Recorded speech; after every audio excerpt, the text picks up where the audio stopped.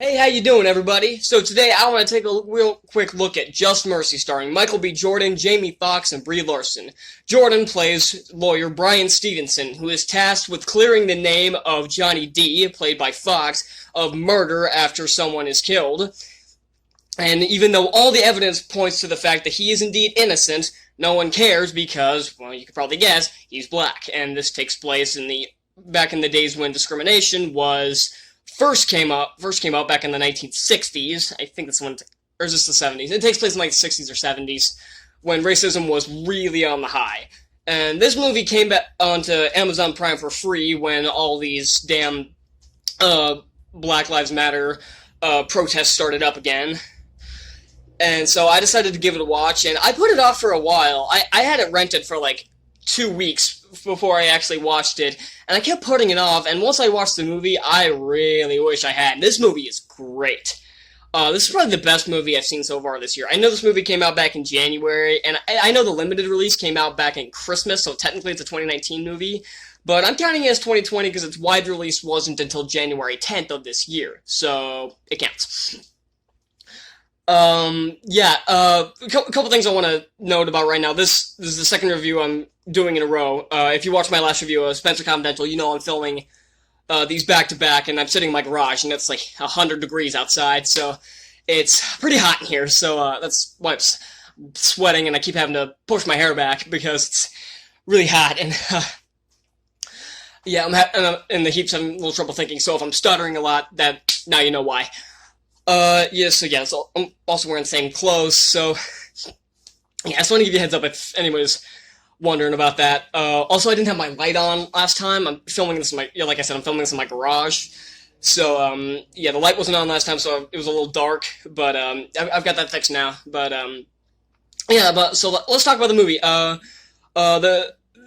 never really been into, like the law kind of dramas, like, justice dramas, or even like the social justice stuff. Like I just started Luke Cage, and I'm already sick of that social justice stuff where it's constantly pushing for Black lives. I'm not saying that Black lives don't matter. Of course they do, but I'm sick of it trying to like push it forward. And I was worried that this movie was going to do the same. And thankfully it doesn't. It does not try to push an agenda. It just simply tells the story of this lawyer who tries to get this black guy off of murder. And I thought this movie was very well done. This is based on a true story. And I don't know the exact events that happened, although I'm pretty sure they changed a few things, because that's Hollywood for you. You will never find an adaptation that's one for one, that's adapted by the letter. So you'll expect some changes. I have not read the actual story. Apparently, this was also written down in a book. So I don't know how faithful this was. I'm assuming it was mostly faithful, but really I don't care. I've seen plenty of adaptations that weren't faithful that I still like. So I don't care if it's not faithful. I just want it to be a good movie. But from what I've heard, it's pretty accurate, and that doesn't matter because this movie is great. The performances are all outstanding. Michael B. Jordan is one of the best actors of the modern era. I don't care what anybody says. He is phenomenal, and he was phenomenal in this movie. But Jamie Foxx is a phenomenal actor. He's one of my favorite actors. And he's been in some movies I really, really like. He's also been in some movies I really hate, but he's never the problem, and he is outstanding in this movie as Johnny D. I don't like Brie Larson, like, as a person. I don't like her. I think she's kind of an ass, and from what I've seen in her Marvel movies, she's not very good, and I was expecting, like, okay, she's just not a very good actress, but she's surprisingly okay in this movie. She's not nearly as good as Jordan or Fox, but she's actually okay. Her southern accent could have been removed and you wouldn't have missed anything, but I'm assuming that's what the original person had, so I'm not really gonna complain about it here, but yeah, she was surprisingly okay. She's like probably the weakest point in Avengers Endgame, so I was worried when I'm like, oh no, she's in this movie? God. But no, she's surprisingly okay in this movie. She's won an Oscar from what I understand, and I used to not get that, but I'm starting to understand it a bit more, I guess. Tim Blake Nelson is in this movie, and I've seen him in some things. I've seen him do well in some things. He plays a convicted felon, or not a convicted felon, because he's in jail for that, and you're not convicted. And he was the person who gave a fake appeal of what that John D of John D's murder, or Johnny D's murder, or who they thought of John who what they thought was Johnny D's murder.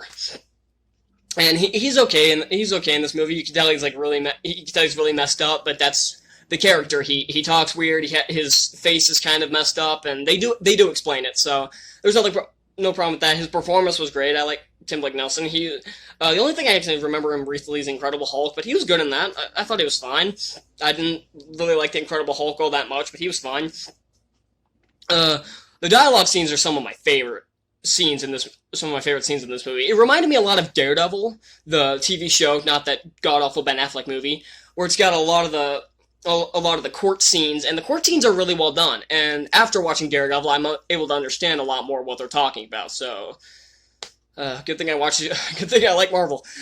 But yeah, the dialogue scenes in this are absolutely outstanding. This is really well written. This film is really well written. This is not one of those films that focuses too heavily on the racism issue, but it does focus on it, but that's not the primary focus, because it's not trying to push an agenda, like I said. This is trying to tell a story.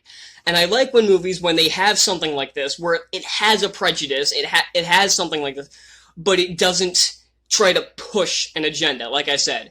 They could have easily pushed a Black Lives Matter agenda with this, but they didn't, and I'm so glad they didn't, because that would have angered me so much, because that, like I said, that's what I'm getting pissed off with Luke Cage about, because that's what they seem to try to do. But this movie does not try that at all. It tries to tell a straightforward story, and it does it very well. I cannot think of any problems with this movie. I think it is a very great film. I'm not sure if it's still streaming for free on Amazon Prime, but if you subscribe to it, you might as well look. And if not, it's definitely worth a rent, if nothing else. I highly recommend watching this movie. I loved it from start to finish. This is the most glowing review I've had so far, and this is the best movie I've seen so far. Because I have not seen, I think maybe this is probably the 12th or 13th movie I've seen this year, and this is the first one that I have loved from start to finish. There have been some ones I've liked and really liked, but this is the first one I've loved.